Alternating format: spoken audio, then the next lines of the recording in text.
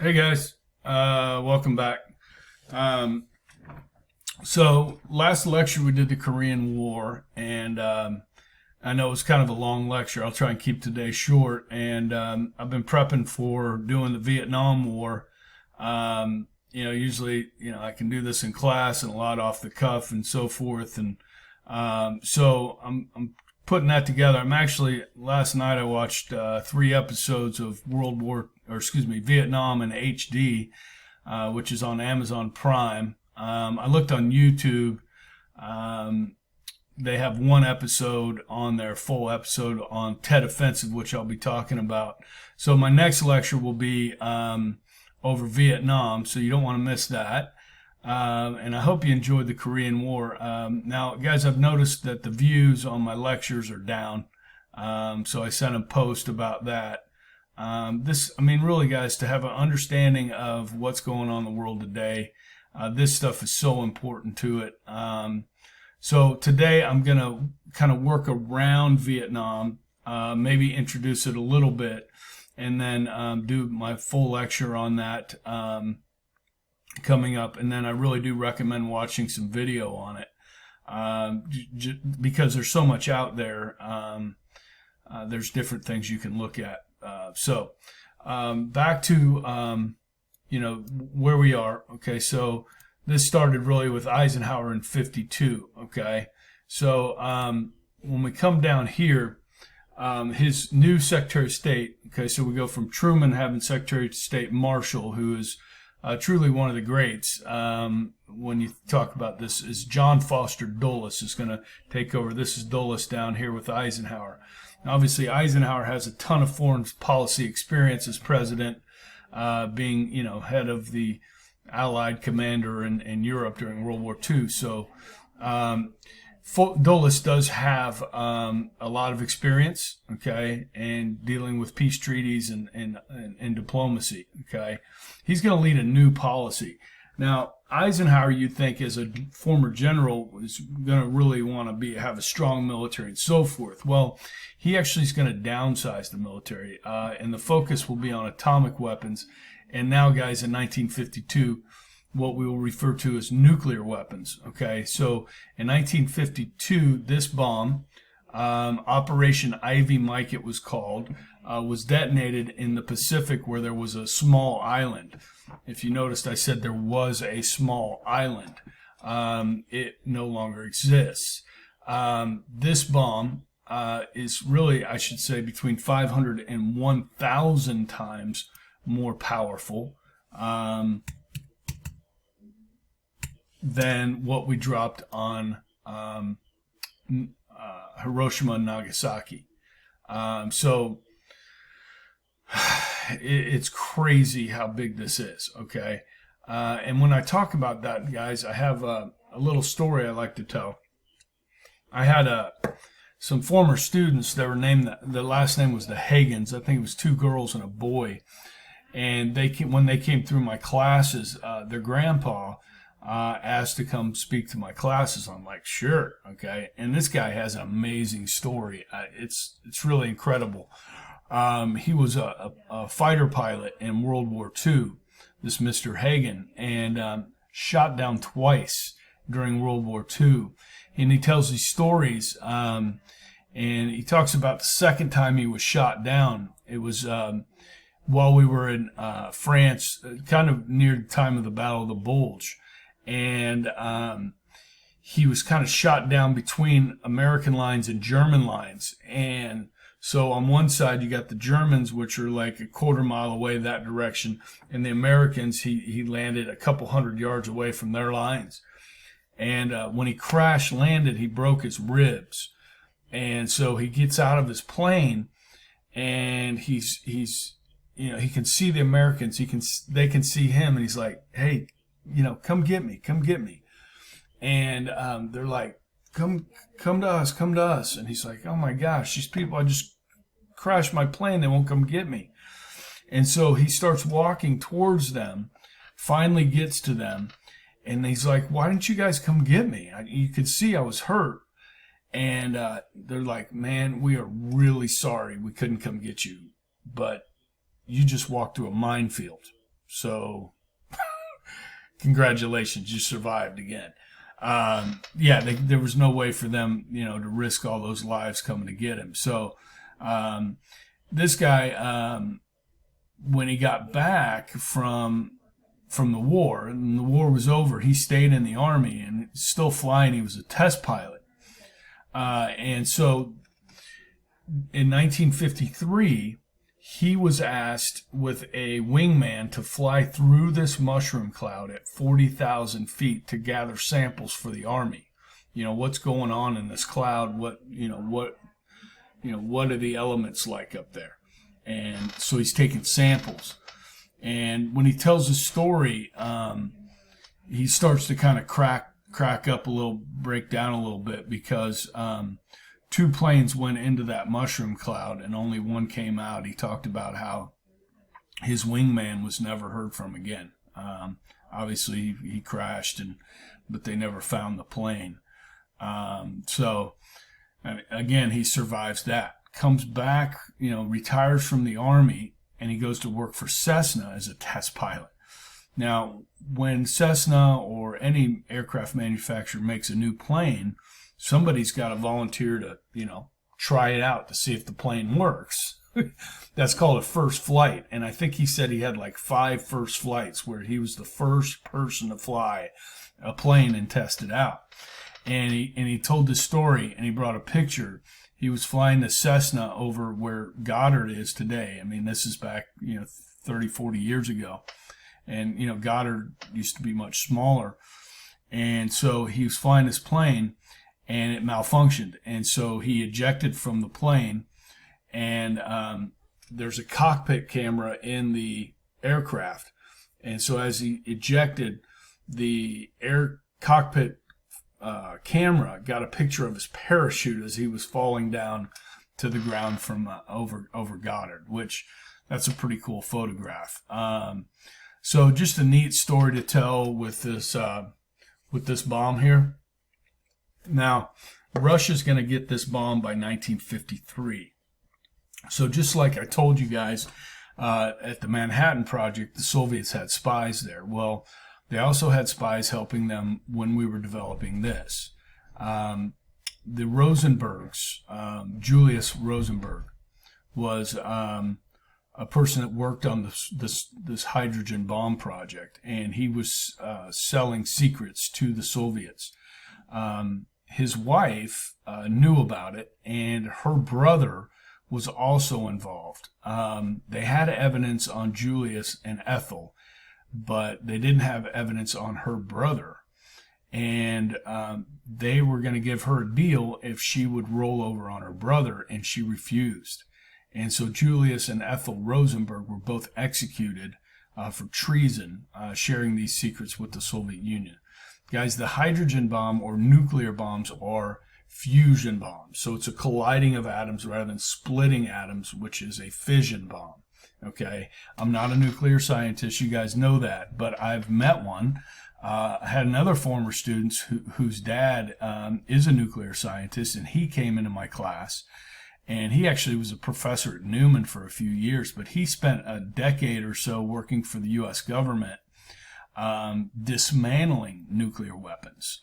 Because, guys, during the Cold War, we were going to build thousands and thousands of these nuclear weapons, and so are the Russians. And so at some point, these bombs get old, and you've got to defuse them. And so that was kind of his job. And he kind of explained to us how fission bombs work. And he said it's an extremely complicated formula. Mathematicians have to figure this out. And so the Soviets, I don't know if they would have figured this out without the help of the Rosenbergs. Now, there's a big debate over this, guys. You talk about balance of power. Okay, if one side has more power than the other, some historians, military historians, believe that, if there's not a balance of power, you're more likely to have war. And so, guys, with the buildup here, with Russia getting these, it became an arms race to see who could build the biggest and the most of these hydrogen bombs, which is really frightening.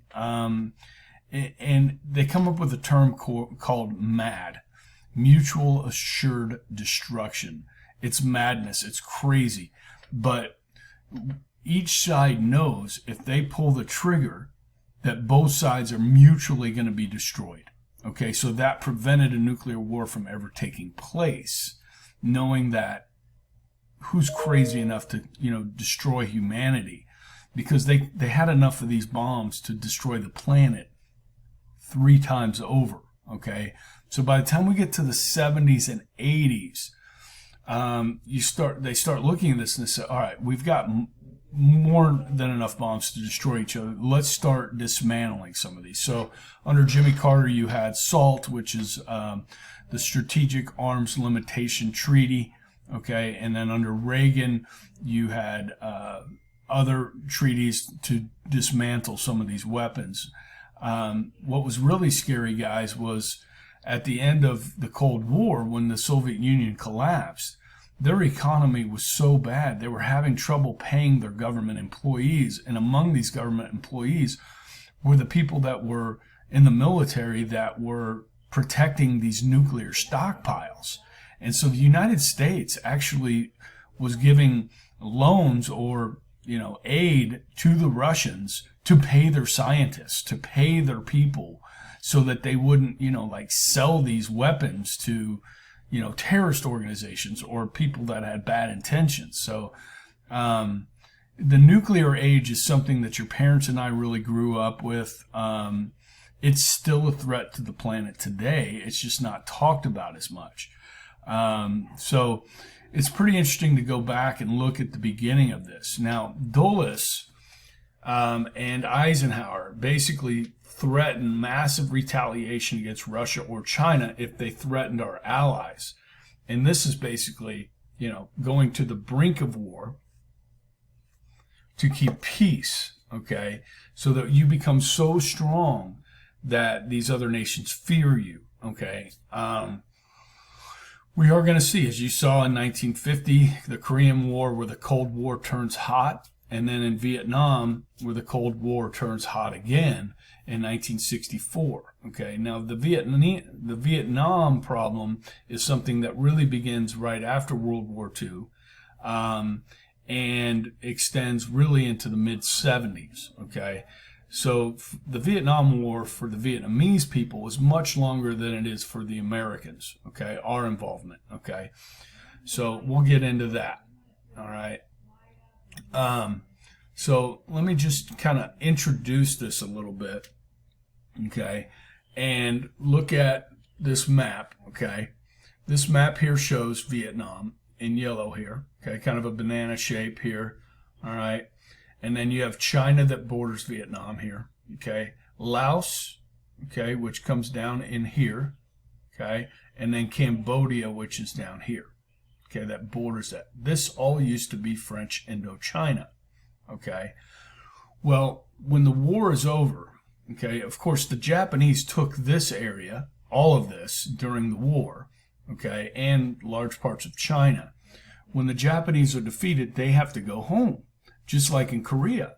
The Japanese leave, and you have a vacuum. You have a void that needs to be filled by a government. Who's going to take over when the Japanese leave? Well, the French were in charge here prior to the Japanese. So do the French reassert their colonial control over these countries? Well, the answer is they're going to try, and there are going to be people there that resist this, okay? In Vietnam, this man, Ho Chi Minh, is a communist, and he wants to liberate Vietnam, not just from the Japanese, we kind of did that, but from the French, okay? And then there are some Vietnamese that want the French to come back, and probably in a more limited role. And I want you to think of George Washington here. Now, I'm not making too much of a comparison here, but think of the United States, okay, or the American colonies, and the British control over our colonies, and us wanting to get rid of the British. You guys all know that story, okay? It started with taxation, taxation without representation, other rights that were taken away from us by the British. So you can kind of see a similar sentiment here with the Vietnamese. The major problem here, guys, is that Ho Chi Minh is a communist. And under our containment policy, guys, this is a problem. We don't want to see the spread of communism. We have seen what communism is doing to people around the world, okay? And it's not good. It's really not, guys, okay? You're talking about limited freedoms, no religion, and, guys, the French brought Catholicism to Vietnam. And so by 1947, guys, you have tens of millions of Vietnamese that are practicing Catholics.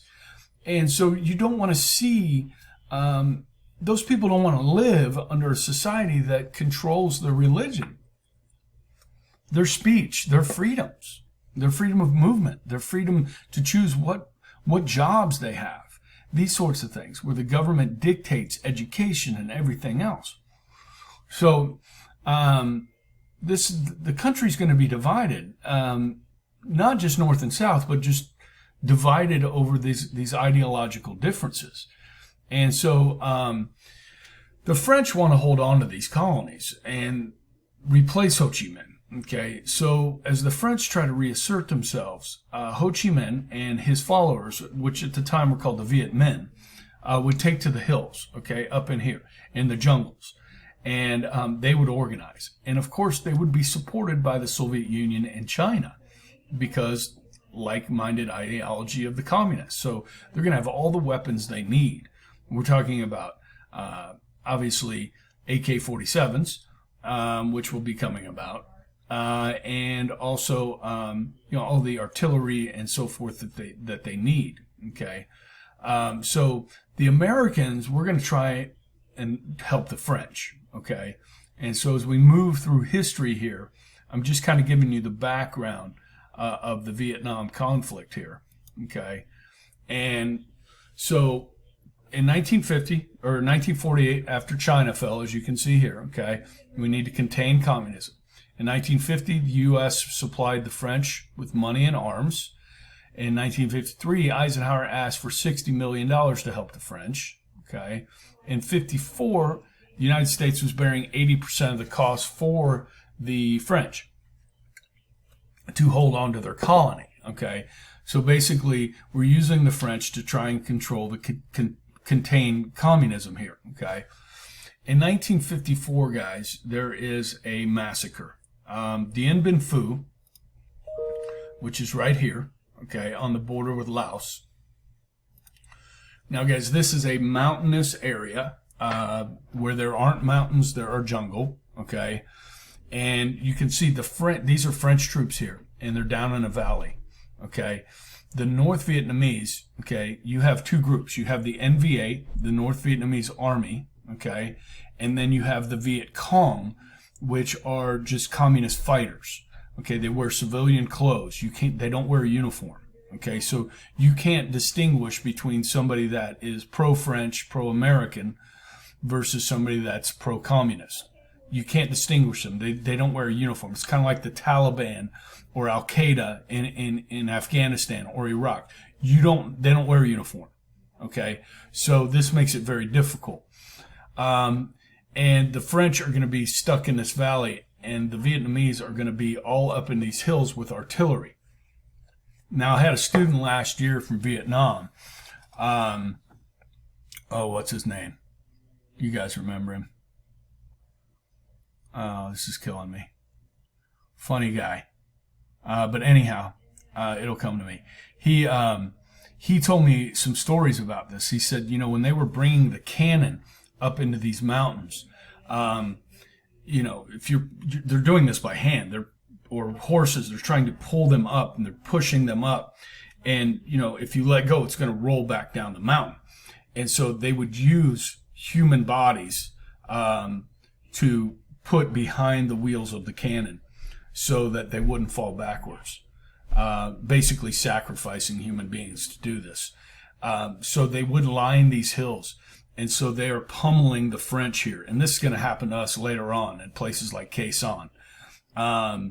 And the French are just butchered here, guys. And so by mid 1954, the French have had enough. Okay, and they're not going to keep doing this. The French are going to do what they do, and that is give up. Okay, so there's a movie I want to talk about here. You guys know me and my movies. It's called We Were Soldiers, and it's at the very beginning of this movie. Some of you have probably seen it. They show the massacre at Dien Bien Phu, and guys, it's bloody. It's awful. I'm not sure if this is on Netflix right now, We Were Soldiers, or Amazon, but it's directed by Mel Gibson, and he plays in it. And I'll be talking about another battle that this movie really describes later on. But guys, anyhow,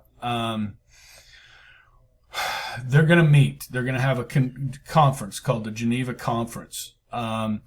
U.S., Britain, France, Soviet Union, China, Vietnam, Cambodia, and Laos also attend this. And it's decided to split the nation of Vietnam at the 17th parallel. Okay, so I'll come back to this map. This is the 17th parallel. Does this sound familiar? Like the 38th parallel in Korea. Okay, so you have the north, which is going to be communist, and the south, which is not. Okay, the problem here, guys, is the north has infiltrated the south with their Viet Cong. Okay, and because this is so much jungle and mountains and so forth, it's easy for the NVA, the North Vietnamese Army, to infiltrate the south as well. Okay, this is not like France. Okay, where yes, they have hedgerows, but there's no mountains. Okay, it's easier to take land and hold it. Okay. Because it's developed. There's cities, and towns and roads and so forth, where these are villages. Now, some of them are bigger cities, like Hue is one of the largest cities in Vietnam. So it's a really interesting study, and I will get into the details of that tomorrow. I'm going to do a lecture just on the Vietnam War. Okay, I'll kind of go through a timeline with you, and then encourage you to watch some videos on it as well. Then we've got some more slides on this, and then I'm going to do a section on civil rights, which I think you guys will really enjoy. Okay, so we're at 23 minutes, about 23 minutes, so I'm going to cut off now because tomorrow was so long. Excuse me, yesterday was so long. So hope you guys are well, and we'll see you next time. I might wait until Monday to do this because I've got a bunch of lectures here and I know some people got to catch up. So take care.